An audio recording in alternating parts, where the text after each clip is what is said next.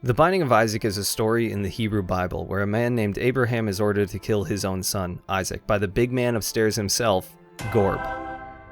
There are many interpretations of the story depending on beliefs of the analyzer, but most will agree that the story is meant to something about conviction to Gorb.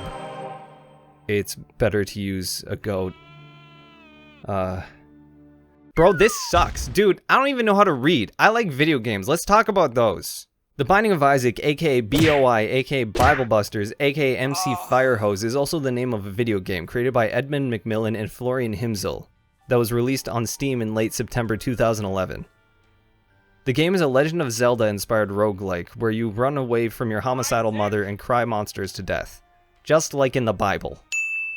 The game obviously references characters and events in the Bible which may offend some more sensitive players, but no need to worry. There's plenty of highbrow humor to enjoy. For the people that have a modicum of a sense of humor, they were able to look past the biblical naming and poop and see the value in the gameplay.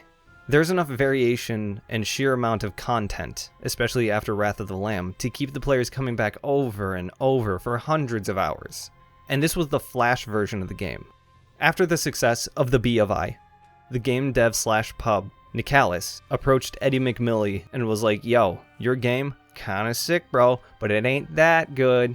And Eddie was like, thanks dude, what the heck's your deal bro? And Nicalis was all like, I got a proposition for you my man. And then Eddie was like, let me hear it dog. And Nicalis was like, we want to remake Bible Busters, but better. And Eddie was all, that's pretty dope dude, F yeah, let's do it. So then they made a new game engine with much more potential than Flash, remade BOI, and jammed everything from the previous game into it, plus content that was cut because it didn't fit into the turducken that was the Flash version. And somehow this wasn't enough. Eddie decided the game just wasn't big enough, so he and Nicalis made an expansion called Afterbirth. I know, ew.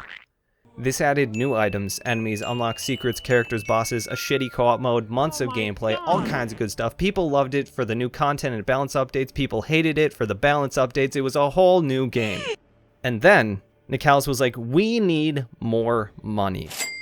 So they made another update with more items, more monsters, more bosses, new characters, more secrets, years of gameplay, and even modding support for you creative types out there. But maybe it's really because they were running out of ideas. This expansion was given the very clever name of Afterbirth Plus. People loved it for the new content and balance updates. People hated it for the shitty items and balance updates. It was a very competent expansion. And then, 4 years later, the expansion Repentance was released. This was an official version of a fan mod called Antibirth. Remember how I said they were running out of ideas? This expansion, added, you guessed it, new things including alternate paths, endgame bosses, fucking weird, impossible characters, decades of gameplay, and a co-op mode that may not actually suck. People loved it and hated it for the you get it. It was a very ambitious and bizarre expansion. There's so much shit added in through Repentance that I don't even know half of it. It's not just a turducken anymore. It's a hen stuffed inside a duck, jammed inside a turkey, crammed inside an ostrich, shoved inside a bird bigger than that, then wedged into Bennu from Final Fantasy 15. It's huge. No one is meant to finish this game. Roguelikes are defined by permadeath and procedural generation. They are meant to be replayed many, many times. This is why Isaac the Binding of is the best roguelike. Flat out no cap FR. So true. So many other roguelikes out there lose me after a few hours of playing it. They grind my interest into a stub and then I cut my finger on the grater and it's like, fuck, why am I still doing this? There isn't enough meaningful content in these games to incentivize the player to complete it. A story is not a good reason to have a player go through a game 1,000 times when the game plays the same every run. I'm not naming names. I'm not naming names. You're assuming I'm talking about that one. Variety is key in making an effective roguelike because the genre is built around replaying the game over and over again. And that is why Isaac is king. This variety isn't drawn just from the sheer amount of content either. It comes from the way all the pieces of content interact. There's a bunch of bosses, multitudes of monsters, and an irresponsible amount of items, sure, but the real variety is found in the synergies of these items and the special interactions that can occur with certain enemies and environments. The reason why all these synergies work stems from how simple the mechanics of the game are, and how simple each item is. I've played a lot of roguelikes, and I found that the most replayable ones are the simplest.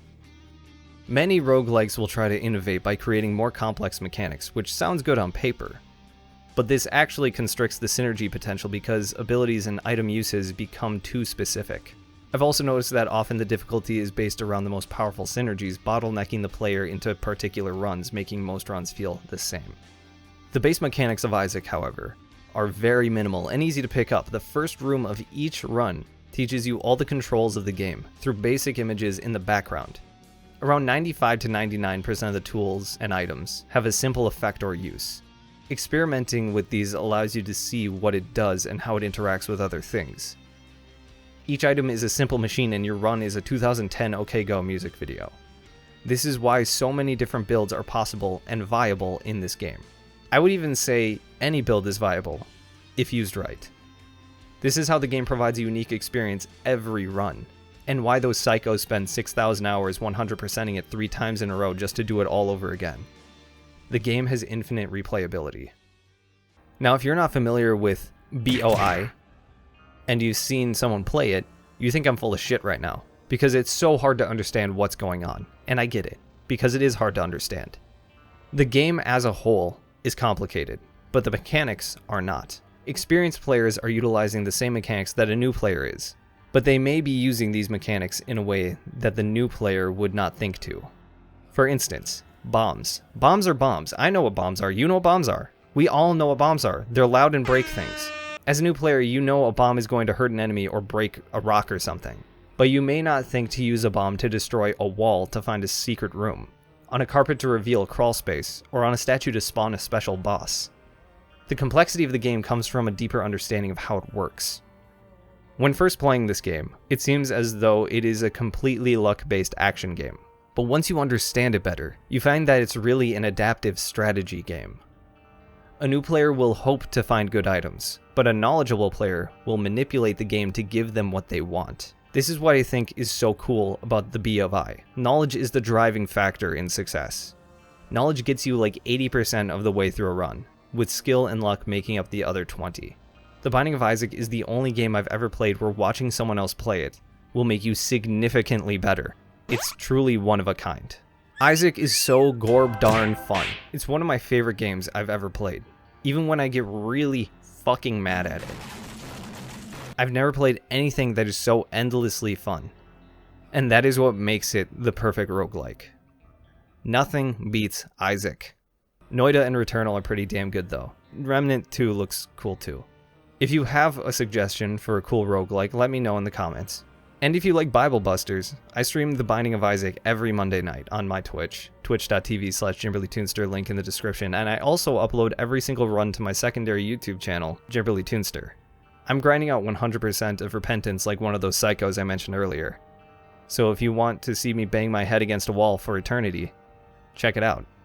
Peace.